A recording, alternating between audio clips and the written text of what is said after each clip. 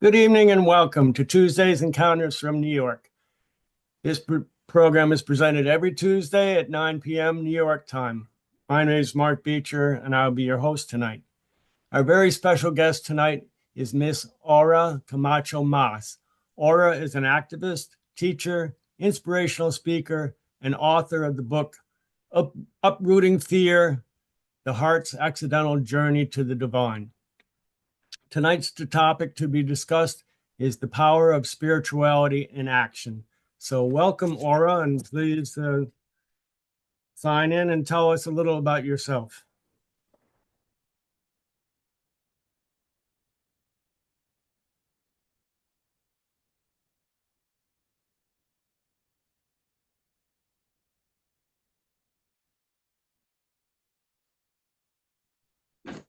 Hello.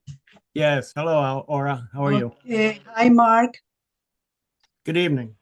Good evening. How are you? Okay. So can you just begin tell us a little about the topic you want to discuss tonight? Yes, I would like to, first of all,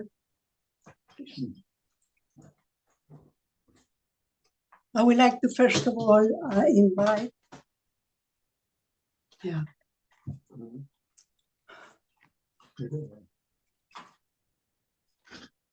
Yeah. Okay, good evening. Good evening. A little bit technical little issues here. Thank you for your introduction, Mark. That's very kind. Thank you for the invitation to Ernie, and thank you to everyone that confabulated, collaborated, even unknowingly to come together tonight. Clemencia, thank you very much for telling Ernie about me. I appreciate it. Before I begin the conversation on the power of spirituality, I would like to invite all the present people and everybody that is not there, but we are all here as a spirit, to just take a second and tune in into four little ring bells that I will do.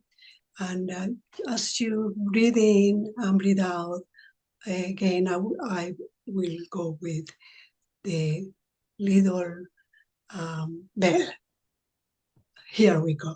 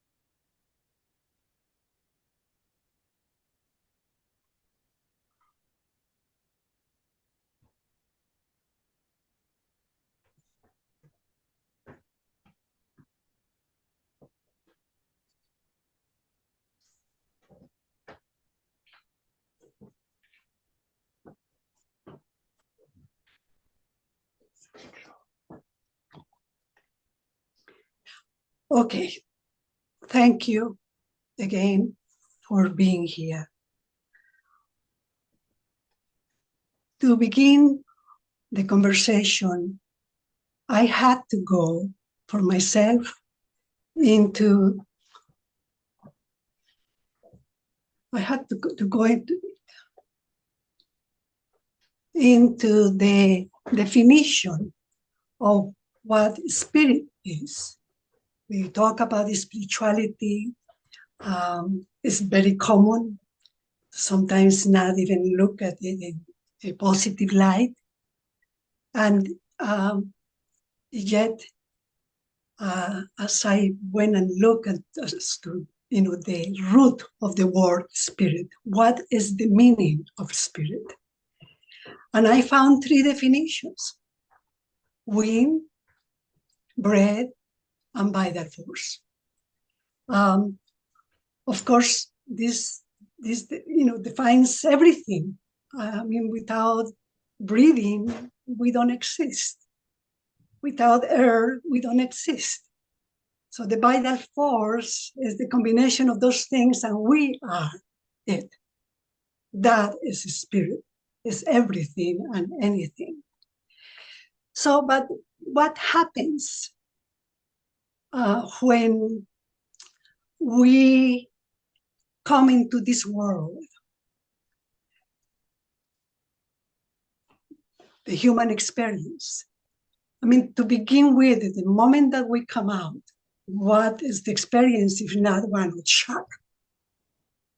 And that theme continues on, and we experience dissonance.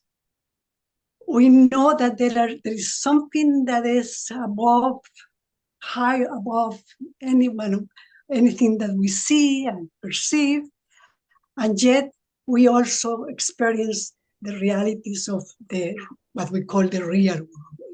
That puts us in a state of dissonance. I will tell you about how I have learned about this place of dissonance. It happened when I was about 5 years old, and I come home to say hello to my parents. I cannot find them.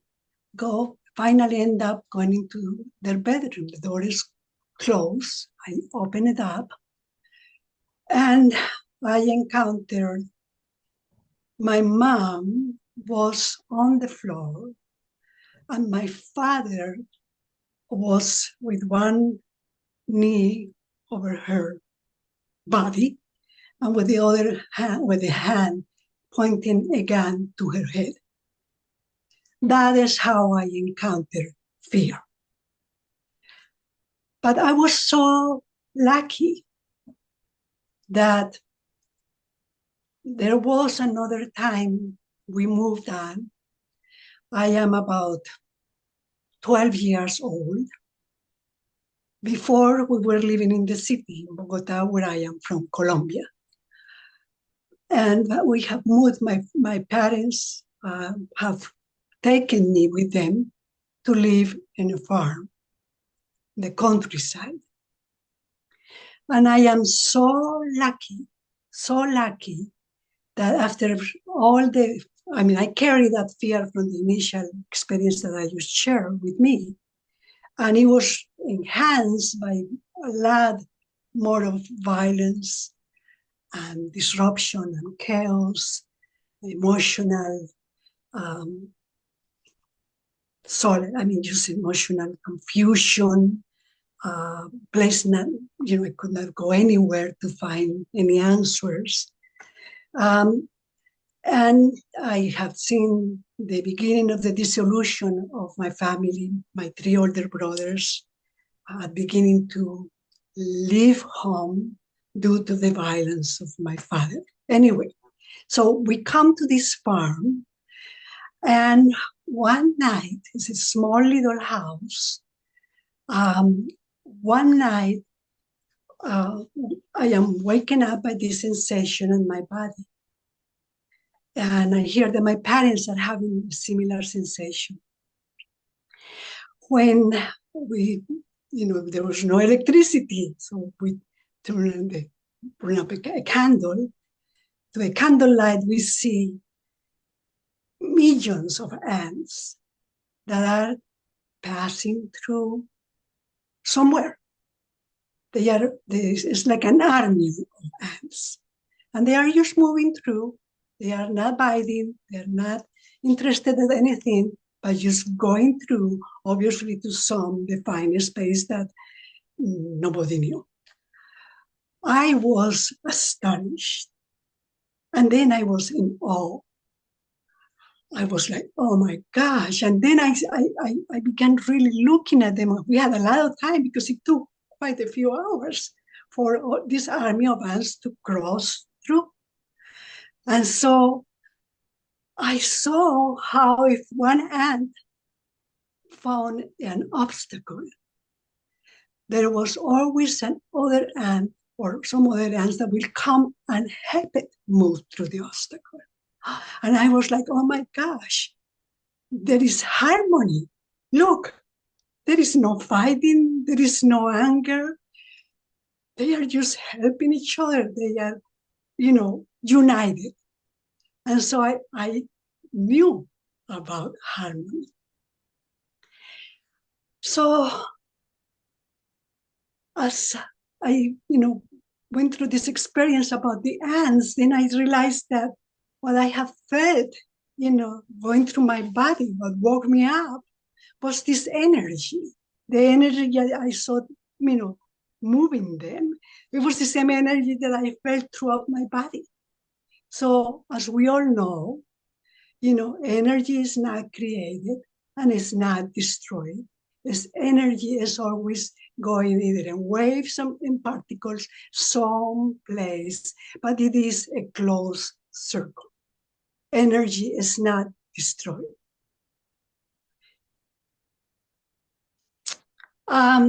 Move on. Eventually, one day, almost 3 decades of living in the world of my parents, in the dysfunction and the pain of living with them.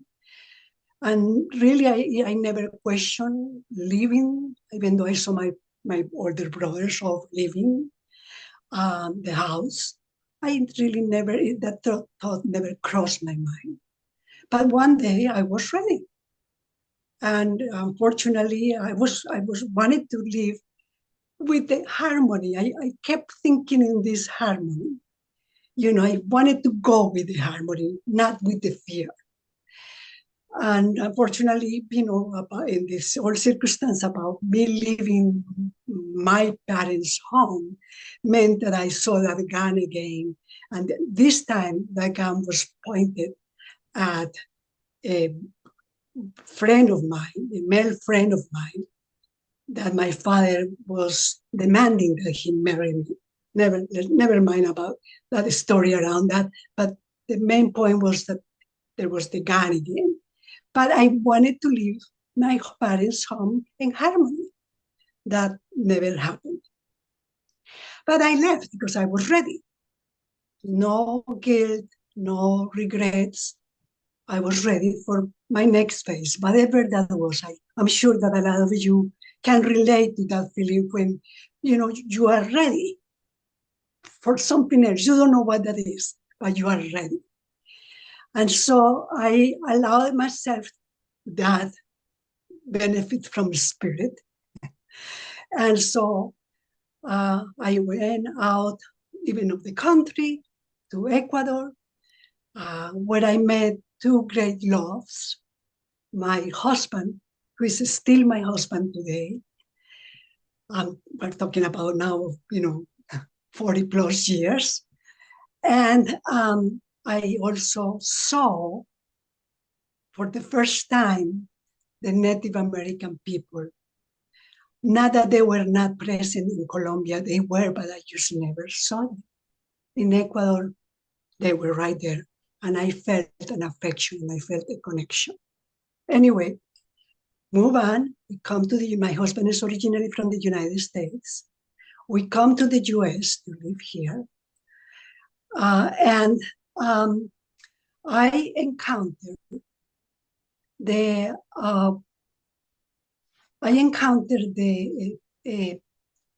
place of, I was dumbfounded by the discordance that I saw. I knew back from living in South America about class issues. But when I came to this country, these were race issues. That was the main focus. That they were all over the place. I put the two of them together, and I thought, there is a lot more in common that we have about what is different. And I want to do something about this. Process this for several years.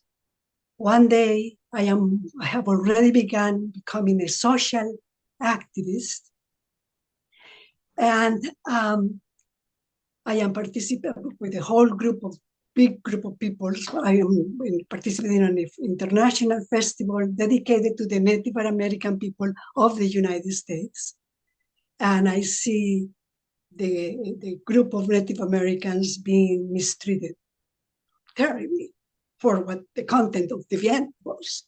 I was dumbfounded. I was disheartened. And at that moment, I like the previous moments, when I left my parents' home, at that moment I knew I am going to do something about this. And I became an activist to do something to change the world. That world of not seeing each other, not respecting each other, not honoring each other. So I went to that place of becoming the social activist. I founded a nonprofit agency called the Latin American Resource Center. I was involved in this intense, passionate, incredibly wonderful, and incredibly difficult work for 3 years. Time during which I got into the inner parts of the education system. And towards the end of 3 decades, I have come to a conclusion that the adult world is a world in dysfunction.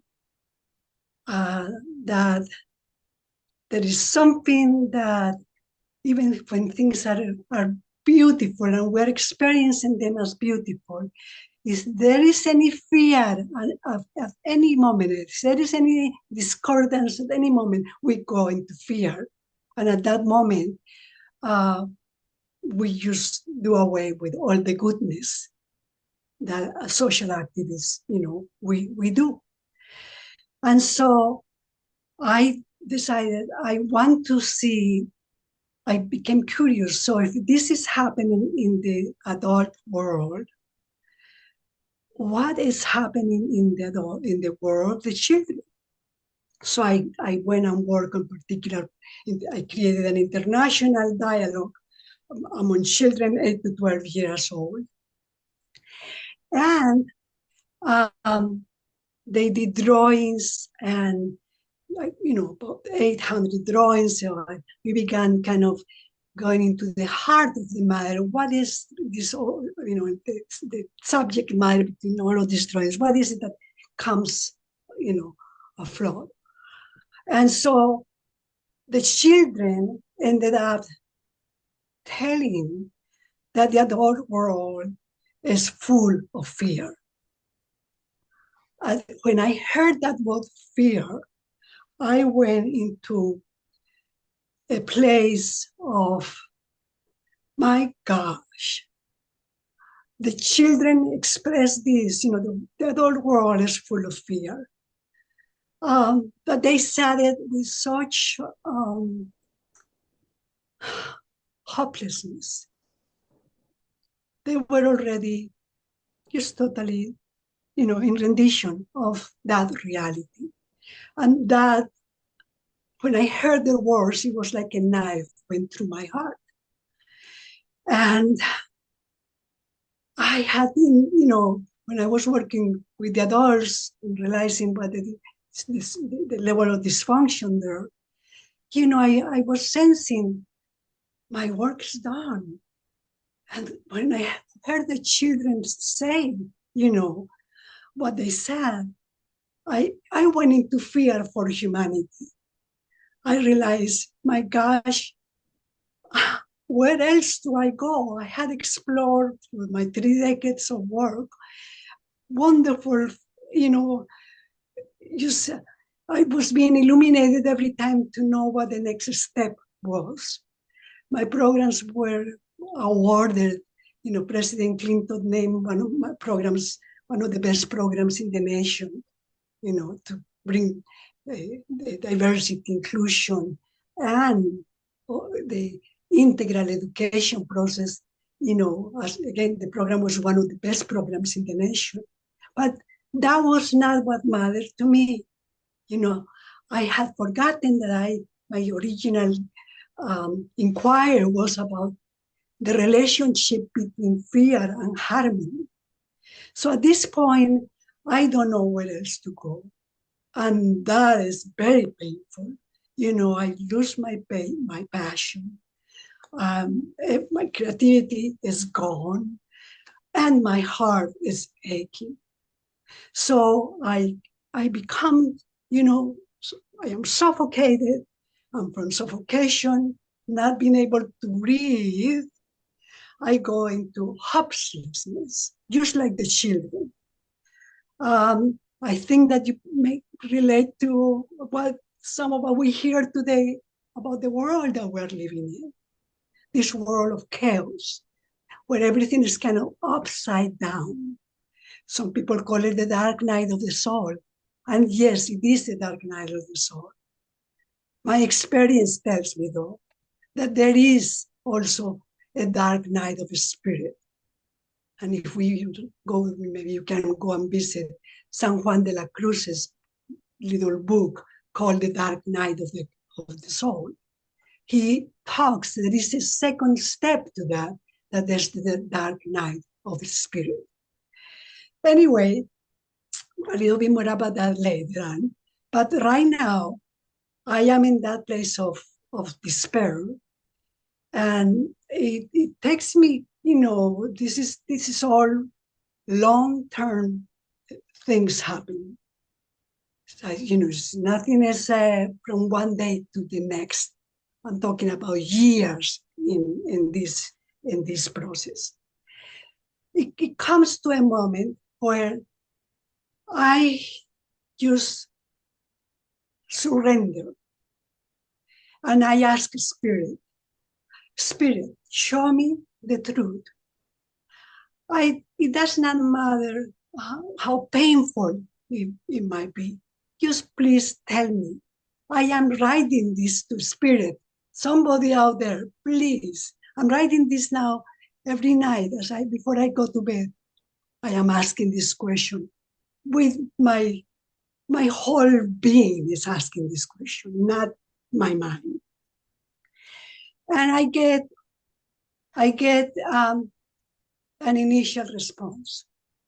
And that initial response comes through a vision.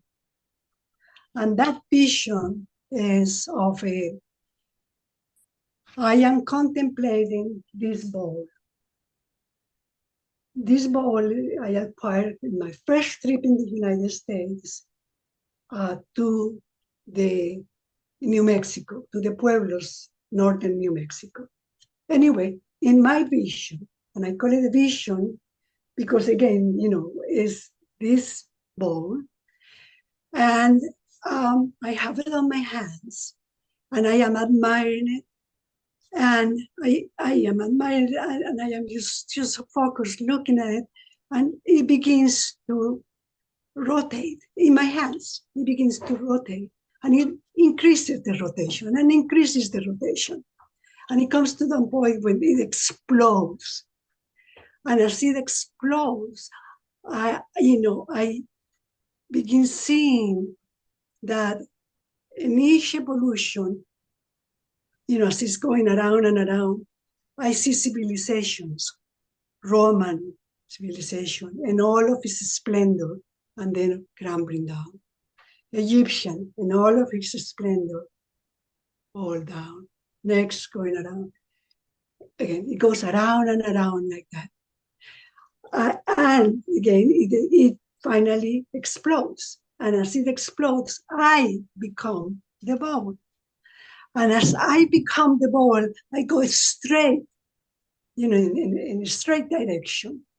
And I begin devising over there, a temple with columns. And I am getting closer. And as I'm getting closer, I begin seeing that there is a human body, a sculpture, and I'm getting closer and closer. And I see that it is a woman, and this woman is ancient, long, beautiful, flowing hair, but she is stern. She is angry. And I am like, oh my gosh, and I am about to hit her. This force is, taking me. And I cannot stop it. And as I am getting close, I see that the woman, there is a heart that is, right on her chest. And I see that I have a heart on my hand.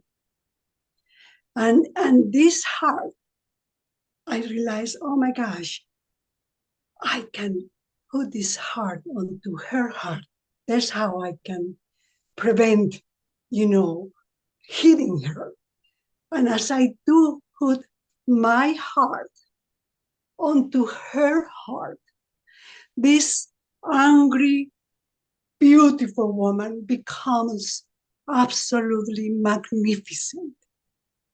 And out of her mouth comes the words, all is well when the content of the heart is considered. Oh, that leaves me like, okay, nothing, this is a simple sentence, but it will never come out of my mind. I didn't have that kind of perspective. Well, I take it like it's a beautiful dream. I have never had anything like that before.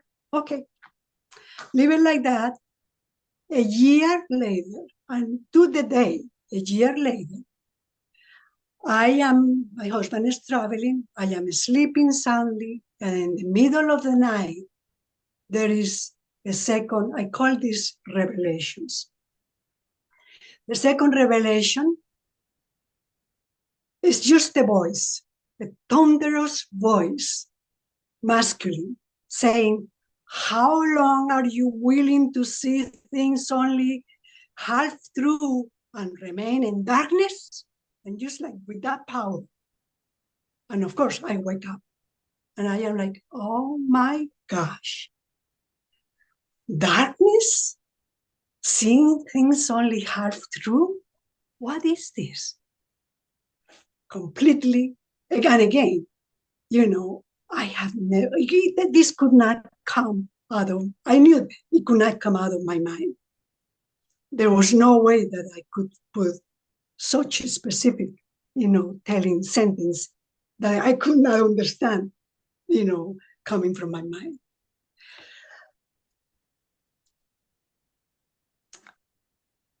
I go, then enter into, so my life, phase 1 in Colombia, phase 2, an activist in the United States, phase 3, enter the dark night of the soul. Then phase 4, I move onto seeking understanding now about these two visions, what I call revelations, the one about the heart and the one about seeing things half through. And this period takes me another decade. And it's a decade in which I encounter, the things that we call more real than real, which I know we all have experienced them, but understanding that I really didn't want to trust what I had experienced in terms of the revelations. You know, I went into here and things began flowing. Now, seeing the other half, you know, I was seeing only half through, thinking about reality in the world where I was a social activist because I care about humanity. Now I had entered the world of spirit. And so my first encounter, out of the blue, I happened to wanted to go to the pyramids in Mexico. And I am walking between the pyramids, and I see a person coming in my direction. And I am curious, you know, what is this person coming? It's a woman. And when I see this woman, she comes almost and stands in front of me. And she looks at me, I look at her, and her body begins melting onto my body. Of course, I went into fear, tremendous fear. The person embraces me. This was a workshop with Don Miguel Ruiz. He comes and embraces me, the person that wrote the 4 agreements. They both embrace me. And the woman quietly tells me to my ear, she says, remember that I have come to you only because you are ready. I know you are ready. What is she talking about? I could not ask her. The conditions were not that I could ask her, what do you mean? Because we were going to meet with a group of people. I was not the only one there with them. That I left it there, you know, interesting. Then I begin writing a book. I believe still the activist, you know, I believe that I need to write. I need to write about what I learned. I need to write about the beautiful program that came out that perhaps can be helpful to others. And I begin writing. In the process of writing, I go a place where I encountered the integral theory of Ken Wilber, philosopher, and because I think that maybe they will help me put my book together, you know, because it's about producing, you know, something definite, right? Here, from here to here. And nothing of the sorts happens. But in the process, I learned that my intuition is already telling me, has already guided me to do all the work that I did, you know, intuitively, all my education work. And so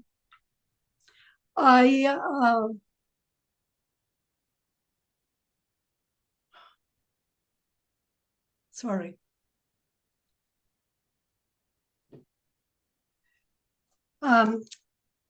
I encountered the combinations, you know, the encounter between intuition and reason. There are 2 different ways of seeing this. One is also can be called the feminine, and the other one the masculine. One can be called the world of the reason, masculine, the world of doing, intuition, feminine, the world of being, you know, all of these things. And I'm dealing with all of these things. I go into a shamanistic experiences. I mean, for 2 years of working in shamanism, and in there, I happened to have a situation where I have never taken any medicine plants, but I did at this time. I had first a San Pedro experience. It's a plant, it's a cacti, and I learned that it's a cacti that addresses its property or properties address the masculine of nature, masculinity in nature. And so in my first experience, I am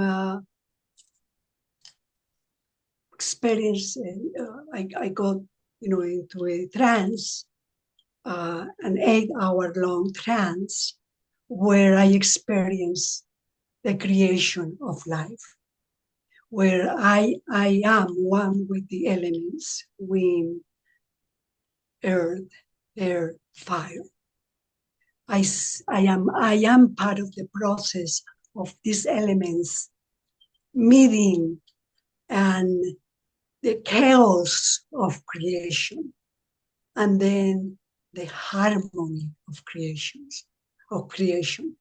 Because at the end of the waves of these elements meeting each other, there is I am crying from the womb, from the universe. Every time that there is a wave of this huge energy, wind, fire, on and on and on and on for 8 hours. And at the end of those 8 hours, I find myself in a place of sublimity, ecstasies. And so that is the life process that I was able to, the spirit allowed me as an instrument to have the experience of. I continue working the inner being by visiting and becoming friend of the unknown. And in that unknown, I learned many, many different skills. I learned how to eat well. I learned Reiki, so I know I learned about handling energy. I learned about contemplation. I learned about meditation. I learned that life is a meditation in itself.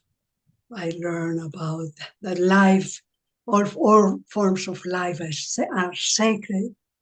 And I learned this in the midst of nature, where I see how nature, the doing of the human experience is impacting it and not allowing it to do its cycles the way it knows, accelerating its cycles, and therefore creating more of the chaos that we are all experiencing. I learned that in the jungle, in the Amazon, in the middle of the Amazon, I learned that life, that God lives within. As a child, I was looking for God someplace. I went to church. I went many places looking for God. Could never find it, could never feel it. I found it in the middle of the jungle, working with the Chipibo and the Quero communities there in Peru. So again, this is 10 years of working. In the first experience where I had the peyote experience, after going through that whole 8 hours, the next day I am walking, taking my daily walk, and I find myself slowing down. Again, not me. I was not slowing down. Something was slowing this body and this mind that I see as aura. And I was out there in the middle, and it was winter, in Chicago. And I, at one point, could not move one eyelash. There was nothing I could do, but I was totally aware in an incredible higher way than ever before. Within this were usually that walk takes me about 45 minutes an hour. This time it took hours, I would say 2 hours or more, until I was able to begin taking one step, the next, the next, the next. In the meanwhile, I had observed the beauty of this wonderful creation that is life. I had seen people working the little dogs, having fun, hopefully nobody asked me, what was happening with me. Maybe I had disappeared for everybody, but they were totally, there for me. And I was seeing them in the context of all the beauty and the divinity of this world. During that experience, I learned that there is a secret in a space, that nobody, nothing, no one can touch. Time has gone by, and 10 years later, from those two first revelations, there is a third revelation that happens also in Chicago after a social interaction where a dear friend got really angry with me. And it would have been one of those times when perhaps I could have gone into the place of judging me or her or any of those things, but I just didn't, because I had already learned about the oneness of it all. And so I didn't go into any of those places. I just allowed for the space to be what it was. She was angry at me. And I honored, her being in that space. And I left the room where all interaction had happened. It was very strong interaction.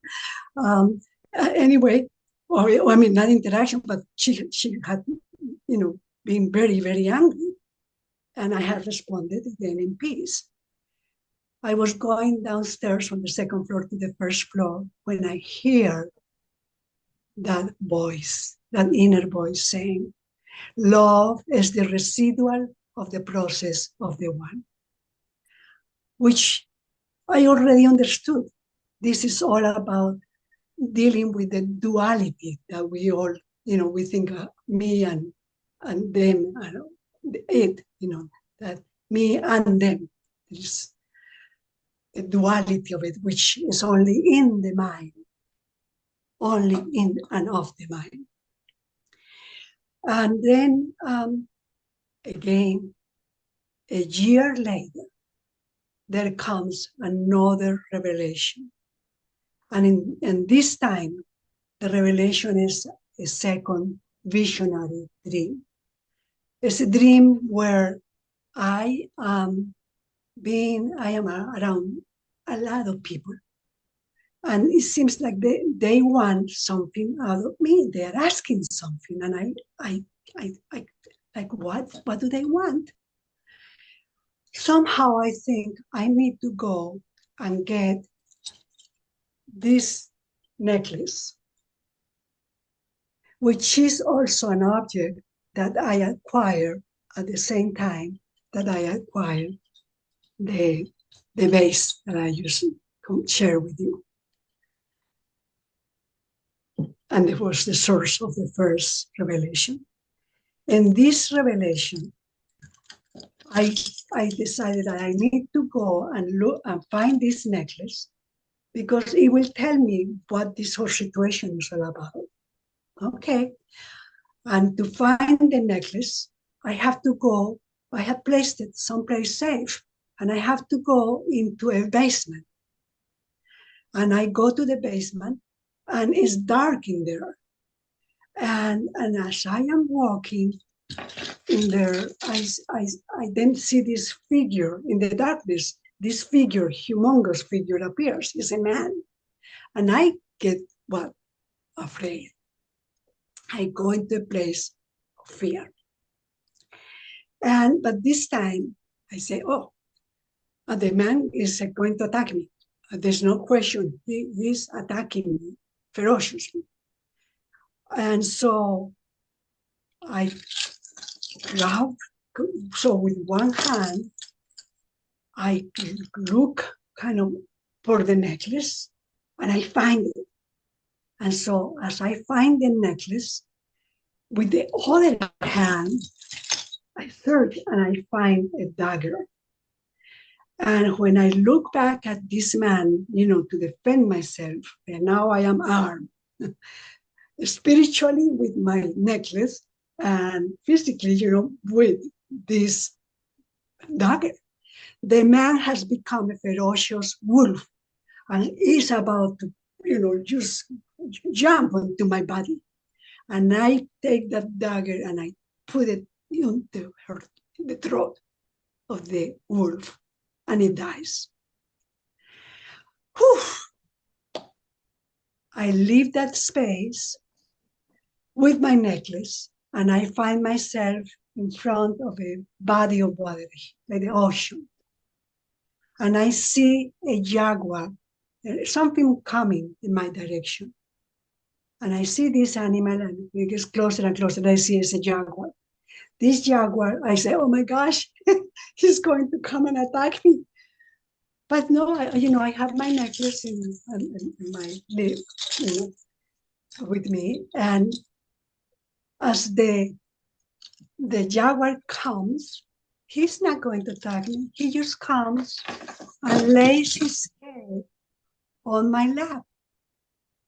And when that happens, I look at the necklace, and out of the center of this piece here, out of here, a scroll comes out, and the scroll says, it reads, "The time has come for everyone to be," with emphasis, to be divine.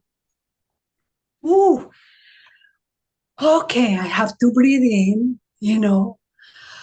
and I understand this now. I mean, there is no question. I understand what this all means, because I have been I have known about the divine. I can touch it. It touches me. I don't touch it. It is me. It touches me. And so from there, I have to go back and revisit my book. I have been 10 years writing this book. I cannot find the end to my book. So I have to think, what is the issue here? I have to go to Spain. It takes me, the source, the vital force takes me to Spain, through a pilgrimage, through the places where San Juan de la Cruz, the author of the Dark Night of the Soul, lived, was born, lived, and died. The night before I am leaving that part of Spain, in Andalusia, to come back to the United States, a voice tells me, "You need to write in Spanish." Of course, it makes total sense. It had never crossed my mind, none whatsoever. I had been writing in English all the time. The rationale was doing what it was doing. But it makes sense. I come home and I begin writing. And what happens? All my root pain from this life, from my childhood, just pours out. It's a long process where I go through all the sorrows of my parents, the parents of my parents, my brothers, my life, all of that is just all out.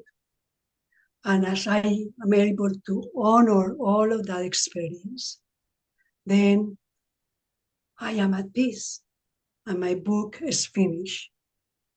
And so I have to go to the place where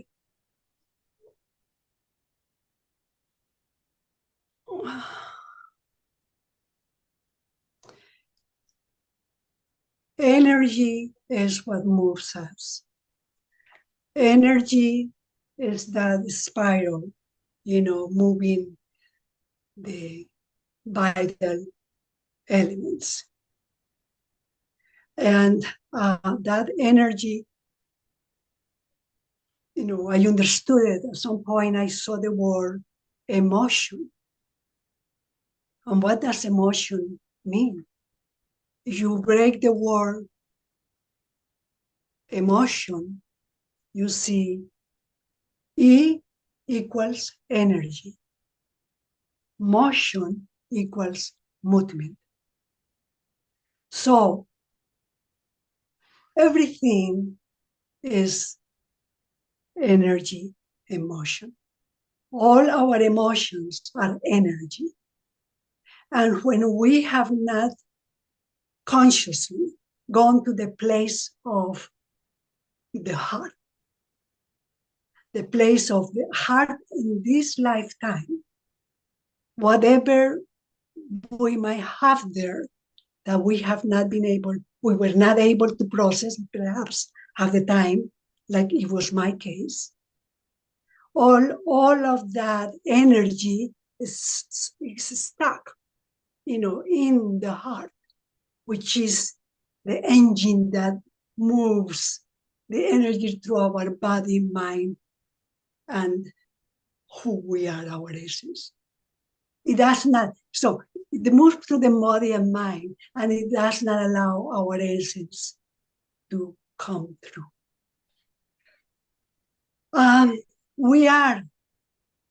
This is what I have learned, and my book, Uprooting Fear, The Harsh Accidental Journey to the Divine, is all about what I have been telling you, of course, a lot more in a lot more detail.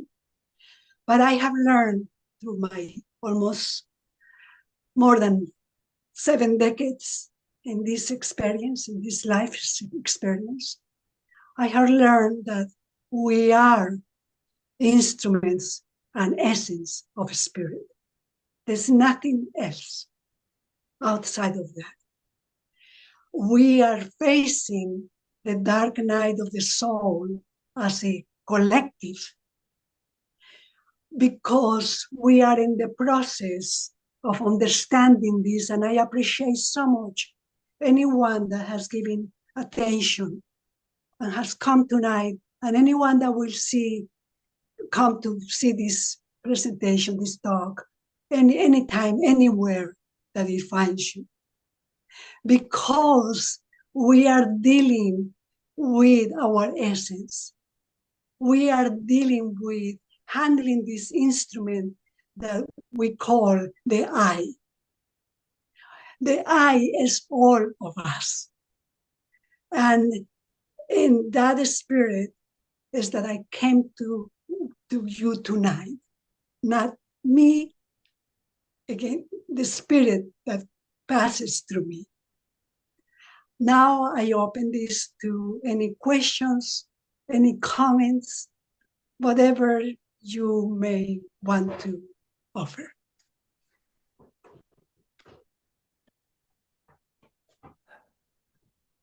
Well, Aura, it's a story that you tell beautifully, and I was thinking at the time that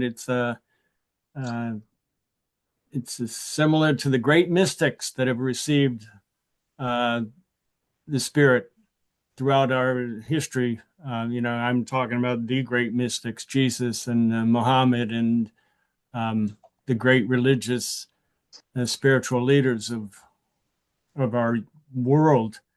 Yes. But once I guess you had that need And once you open that communication to the spiritual world, the revelations were not, they were clear, right? You didn't have to question, what are they asking me? What are they telling me? Those revelations were really crystal clear to you. Is that true? The first two revelations were not. They sent me through the next part of the journey, trying to understand what they meant. Because the mind, intuitively, I knew that they happened, that they were special. They were something, it was not me, it was not aura. But,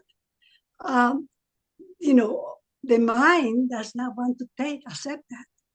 The mind is too involved with the I, so it doubts anything that comes from the intuitive process. So only when I saw 10 years later, when I had the other two visions, then I already had processed so much, had been able to be that instrument and that essence. I had been able to feel it. Then I knew exactly that this was all in correlation. Absolutely. And not only that, but I had been given, as an instrument, I had to have this bowl. As an instrument, I had to have this necklace. They are objects, but they are just they are as much as instrument as I am, as we all are of spirit.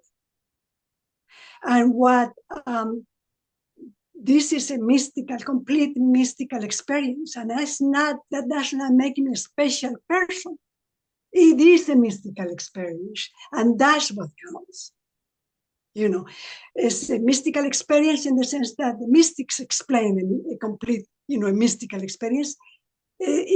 Everything correlates. There is a harmony between the two first visions and the two last visions. There's no questioning about anything in that if you hear the story around it. So it's a mystical experience. And I believe that we are all working aspects. We are all mystics. We are afraid. I was afraid. Actually, this is, I think, the first time that in public I'm saying, I am a mystic. But not because I am a mystic. It's because it is a mystic. It's because life is a mystical process. The life that is, and the mind is a beautiful tool. And all that we have created with the mind, including these technologies here that we have created, that look, we can see each other now across the globe. Yeah, but let's not stay there. Let's go to the essence of what we are seeing now of each other. We are seeing the oneness that we all are. And that is the beauty of the mind, which we have to honor.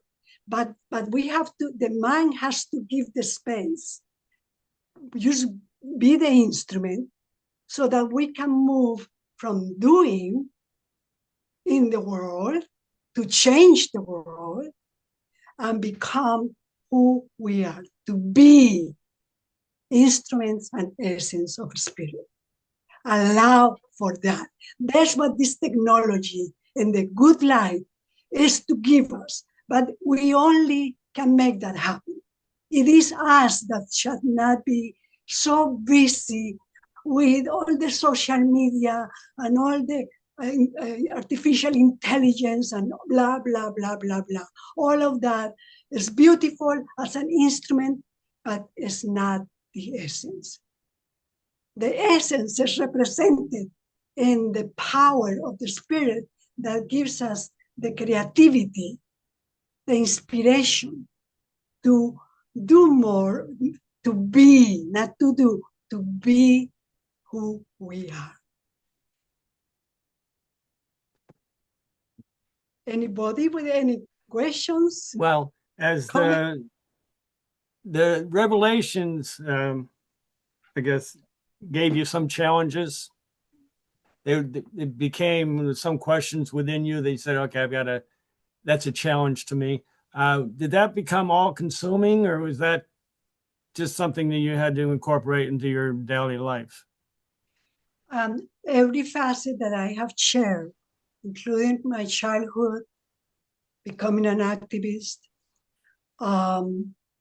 going into the dark night, going to then experiencing all of this mystical process.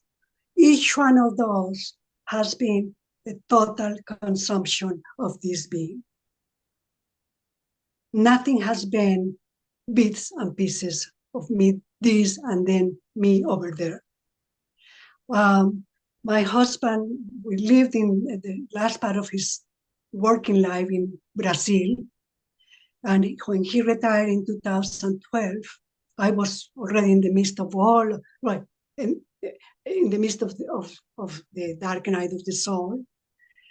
And we decided when we were coming back to the US that we will visit the national parks of the United States.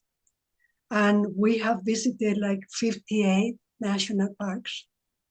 And a lot of my experiences that I share in the book, I only have the experience with medicine that I related to you, that had, that vision of the creation of the world, that was under the influence of the San Pedro cactus. I also had an experience with ayahuasca.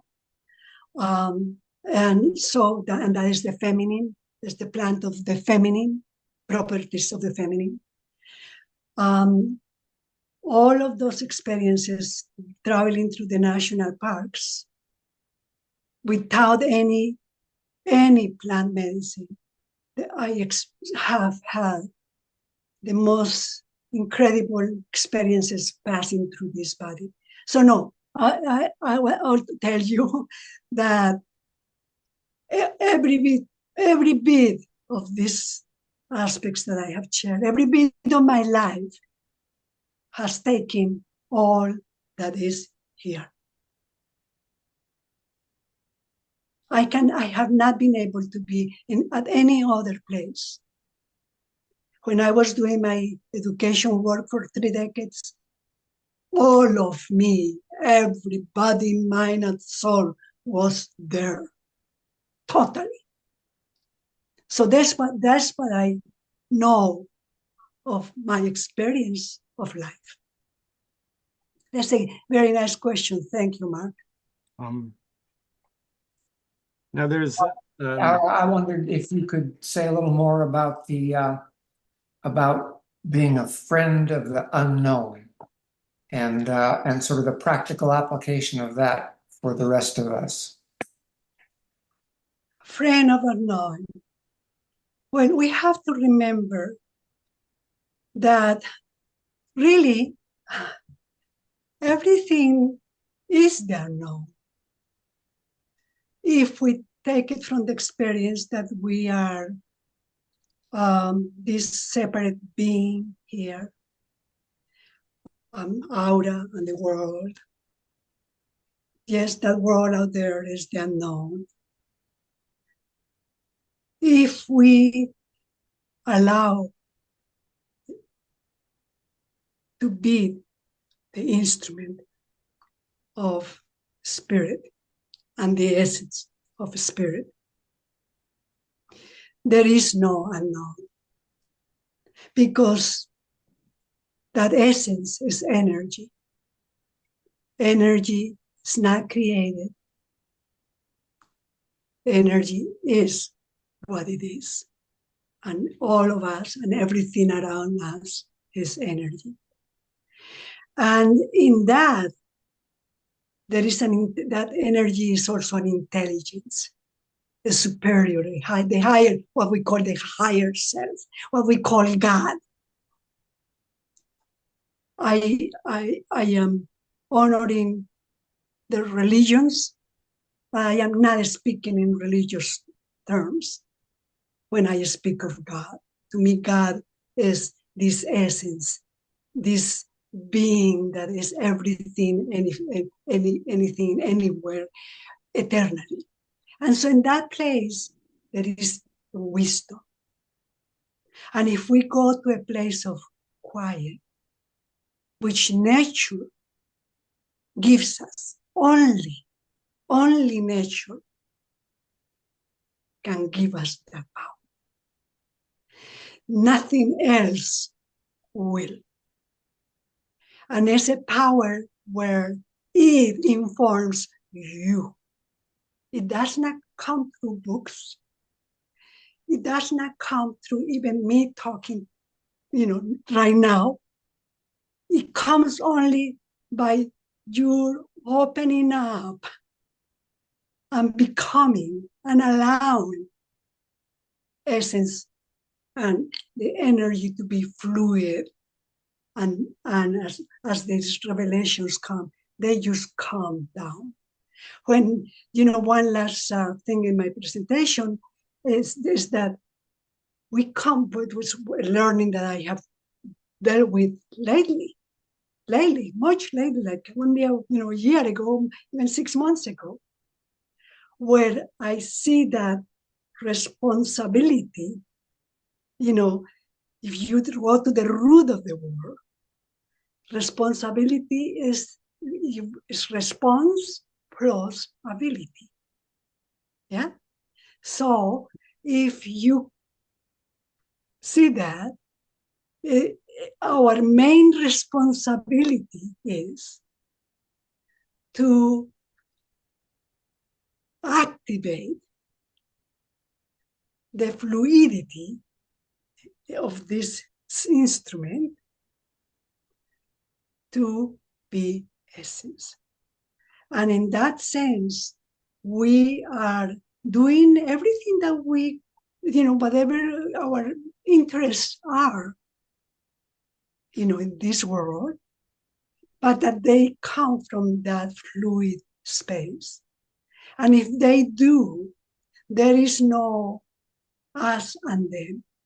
And that is about the best and most helpful way to change the world, which is not about changing the world. The world does not, we have heard this many, many, many times. The world does not need change. We need to change.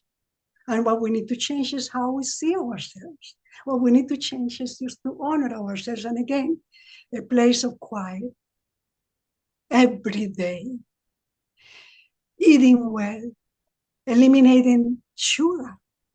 I know about that. I was highly depressed early in my life, very early in my life. I gave up sugar as a daily, part of my intake, food intake. The depressions, the level and the kind of depressions really disappear. Of course, physical exercise. Of course, walking in nature. Of course, resting well. Giving ourselves, and making that the essence. Because if we make it the essence, then it is important, it becomes important. And we don't have to, or try to make the time, to just be in a place of quiet. And the more we do whatever techniques, in that regard, Reiki, learning Reiki, my gosh, we all should be masters in Reiki. Because we are handling energy, and energy is coming to us, and from many, many, many individuals, people like us that have not gone to the place of dealing with their emotions. And all that weight, we carry all that weight, every one of us. And so if we are able to go to that place of quiet and begin taking care of the body, the mind, and then the soul will just keep expanding within. And as it expands more and more and more, we find that joy that is the vital force that at the beginning, the presentation, it combines the air, and breathing, and it becomes a vital force in full force. We don't know how to breathe. We don't know how to breathe. Nobody ever mentions that the basic, most important physical thing that we can do is to breathe well. I mean, taking the time to and let go. And as we do so, then allow whatever needs to come, dark or light, because nothing about what I'm talking about is easy. It's not easy because the resistance that we offer, the I offers, are huge. And we, again, are impacted by that of all the people in the world that have not dealt with this. Even though we all want to go to that place of joy, even though we are desperate to go there. So that's all I mean, there is a lot more, but I can tell you, eating well, resting, visiting nature, just the tree, just a little plant in your house can do it. And, serve as the instrument that brings you to that space. And let that place grow. It grows just like, again, a beautiful plant that you water, We have gone through the processes that we have gone through because we had to. But I think coming to a place where we are tonight, together, all of us, you and me and everything that is around us, there is a divinity in that. And we have to honor it and take, the peace that may have gone into each one of you from all those things that you have heard and nurture. You go and nurture that. Because it's not me, Aura. It's not my words. It's the instrument. It's the essence that allows us to be here tonight.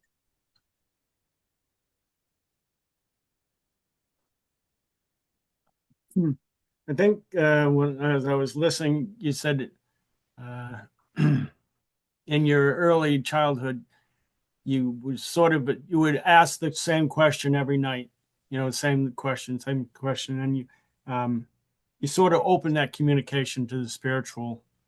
Do you still need to do that? Do you need to ask the question yourself, or do you receive revelations just out of the blue? I can tell you that in the last months, I will say, after I was able to, not was able because this is not about trying to, it's just what happens. When I saw responsibility into responsibility, and I knew that is the main responsibility that we have in this existence at this time or any time in the human experience. After that time, there are times of quiet. I am not asking questions. No, I am being. I have a very quiet life with my husband. I love, as I mentioned to you earlier, nature. My house I'm so blessed. I'm surrounded by nature. And I do play my drum, as part of my contemplation in the morning. I bring my little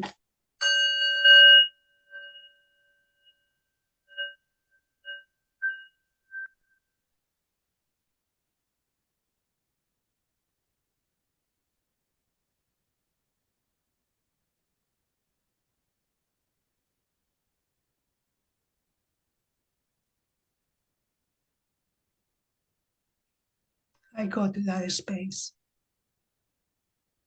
I am in that space. Sometimes the mind wants to play tricks. Not too long ago, I was driving back home, and suddenly my heart began beating really, really hard. And I thought, what's going on? It was so strong that I had to stop. So, oh my gosh, I can get into an accident. I found my place to stop. And I went into it. What is it? And you know what came out? The fear that I lived in, again, for 3 decades, when I lived with my parents, from my childhood to my young adulthood. That fear of going home and not knowing what to expect negatively, because there was always something negative. But in this case, I saw it, I said, okay, emotion, energy, emotion, movement of energy. So I allow the energy to pass through, and I talk to it myself. To whoever it is that you talk to when you talk in circumstances like this. And I said, okay, I hear the memory. Yeah, it happened, but I am not, that's not where I am today. Thank you, but you can go by. I have no resentment, and never had any resentment for my parents, for anything that happened. They have been blessings. My parent, my father, his violence, my best teacher. It allowed me to go to a place where I survived, not letting my heart to be affected. My heart remained pure. And that took courage. And so there, with all the different other aspects. But that courage comes from that innermost conversation. Now, where that to begin with came from, I think that we all come to this physical plane with different tools to use, to be the instrument. To be the instrument of essence. I happen to have these codes. And that's what I believe laboring. I want to continue laboring. That's the reason I am presenting tonight. I have written my book. It came out during the pandemic. And, one of those things, I have not really known, how to go about. Because there is a knowing inside that tells me that it's not about the promotion of the book. There is something more essential than that. And tonight, I think, again, thank you, all, Ernie, everybody, Mark, Clemencia, Auristela, my friends, Dick, Gina, my husband. Thank you for being that Before instrument. you go, I want to say something. Yes. Hi, Aura. This is Clemencia. Clemencia, of course, for everybody. I know Aura since I was like 8 years old. And I read the book in 2 ways, in Spanish and in English. And I understood today exactly what the message was for. Two things I enjoyed tonight. The guy who is with the iPad, he shows us the background that it was a beautiful beauty nature there, a beautiful sunset. I don't know who's the name of the guy, but I like what you show us. And I enjoyed this. And I think you forgot something very important that I learned from you since I met you. Thank And you. it is like a one word that is like everything I feel in this moment, and it's love. It's what I feel, and it's I remember when I met you and it was little. I found something in you, like I still feeling the same way. I haven't seen you in a while, and thank you everybody for being here. But the message was so clear and beautiful and better than in words than in the book. So thank you, Aura. I wanted to ask some questions, but I think everybody has to go. It's a little late. And enjoy the rest of the evening. Thank you, Mark. Thank you, Ernie. And I love you, Aura. Thank you, Clemencia. I would like to ask you a question if you have it. I mean, this is the space again. This is it. No, Yeah. we absolutely have time if you have more questions. I think that Mark asked a question, and it was for me since the last revelation that you have, are you aware to feeling something different, to receive another one? Because this is endless. The spirit is endless. And it's not, it's like you said, we are just being, just feel. So do you receive another like a real revelation that is not in the book? Outside, I mean, you get little insights as you breathe, as you open up your eyes, and you see the world and you see the beauty on it, or you see the darkness on it. I believe and I feel, and it's bringing tears into my eyes, that tonight is a night of alchemy. Alchemy is always going on in the same way that mysticism is always going on. But the unload for this time, when the world, all of us together, are experiencing the dark night of the soul. I think that the last two revelations really give us the content.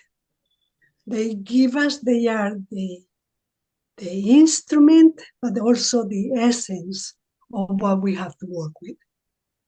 One is coming to the understanding in our soul, just going there and saying, yes, I know what you are talking. I know what you are.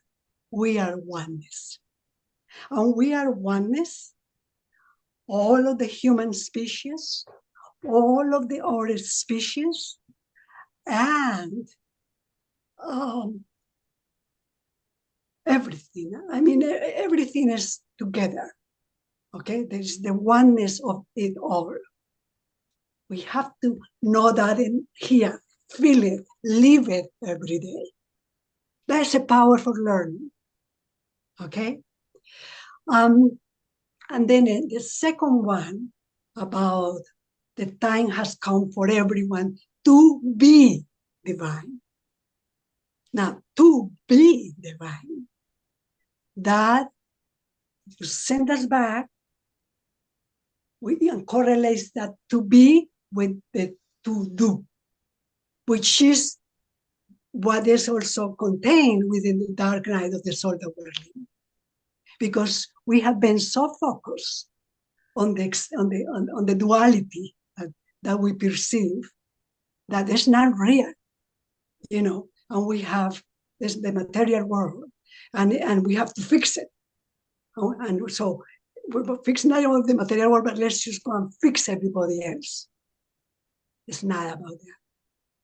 But that is so ingrained into this being that it's not an easy task to undo it. That's the reason I say, learn Reiki, eat well.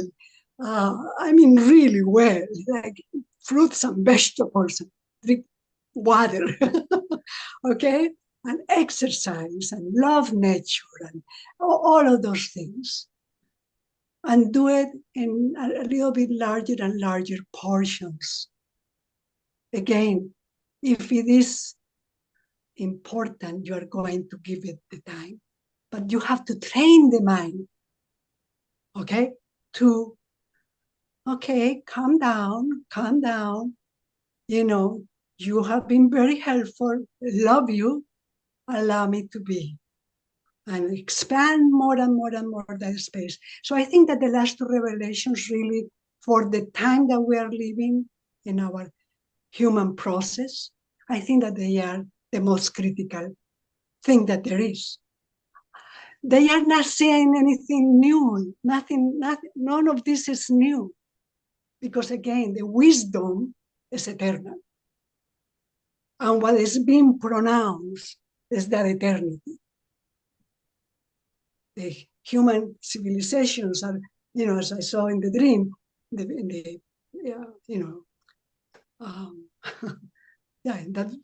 dream with the bowl.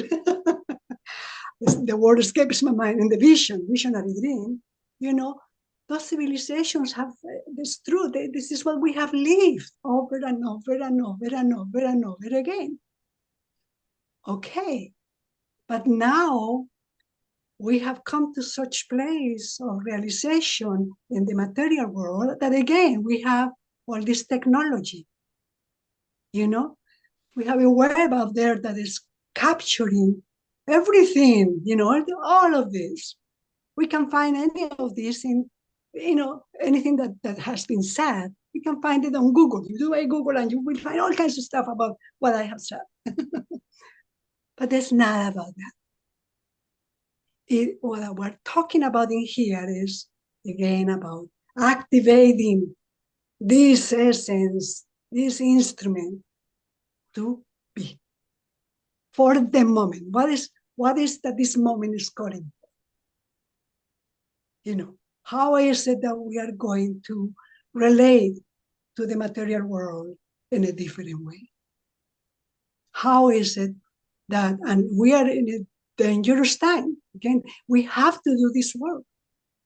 We have to do this work because we can go into that next phase where we get so enamored, continue, to the next level of being enamored with the technologies, information technologies. And we don't grab our power of discernment, like asking spirit, tell me the truth. I don't care how painful, tell me the truth. We have to ask the source. We can ask Google. We cannot give that to artificial intelligence. It is about here and now, and it involves all of us. Thank you, Clemencia. Aurora? Are there any other questions? Now, I was thinking throughout the presentation that there was a rather large, it's called A Course in Miracles, and it was extensive. But they distilled it down to the fact there are only two real energies, fear and love. And if you enshrine yourself in love, then fear cannot exist. So I think that's a similar revelation that we get from many other authors and subjects and things. Absolutely. So- Absolutely. And again, we are all, instruments, and we are not saying anything new. Yet we are very old as civilizations goes, and we still keep doing the same things.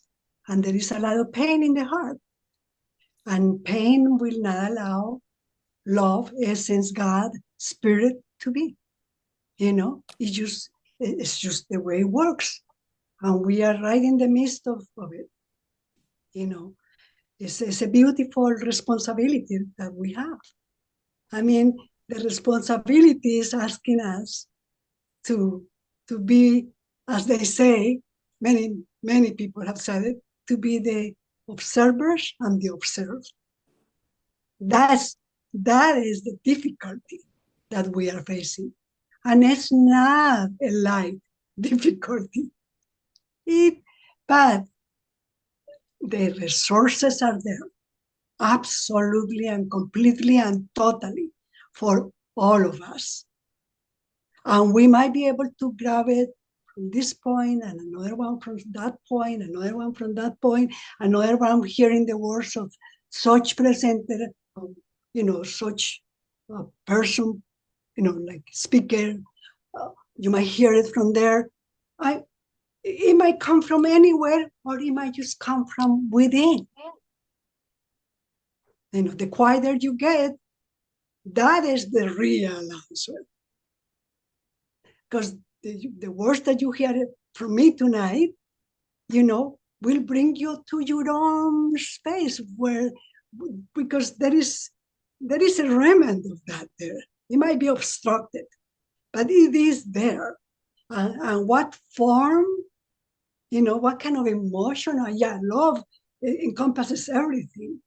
But what kind of emotion is that stuck, that is stuck there, that doesn't allow the love to flow, the harmony to flow, And so we each have to go to our little boxes. It's like going on a train, and each one has their own space.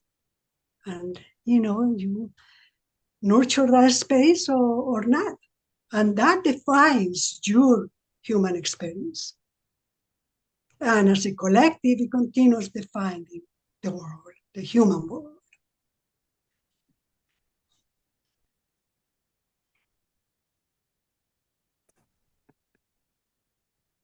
Okay, very well. Aura, I want to thank you Yes. very much. It was a wonderful presentation.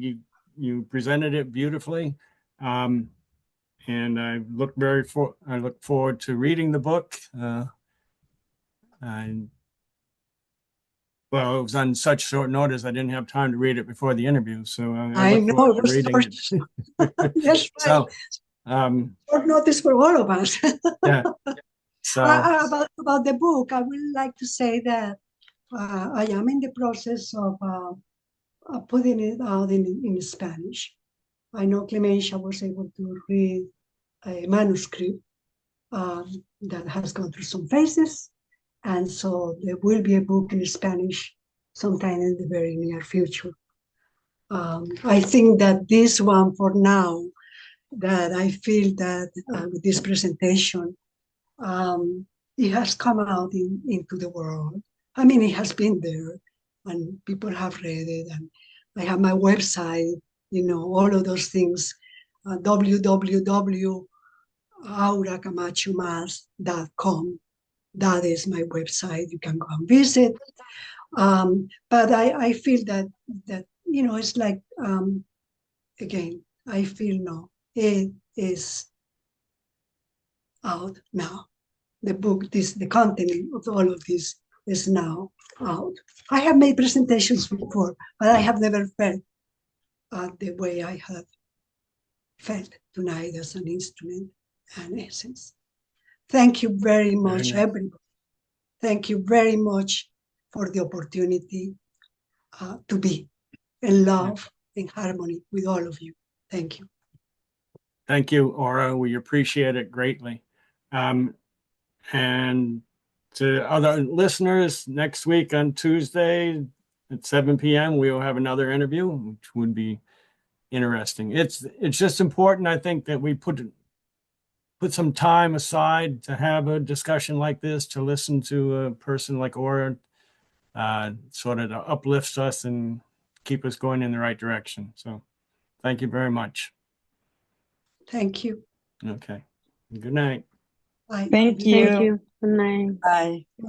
Love Good and night. light. Thank you. Healing heart. Yes, yes, yes. Healing heart.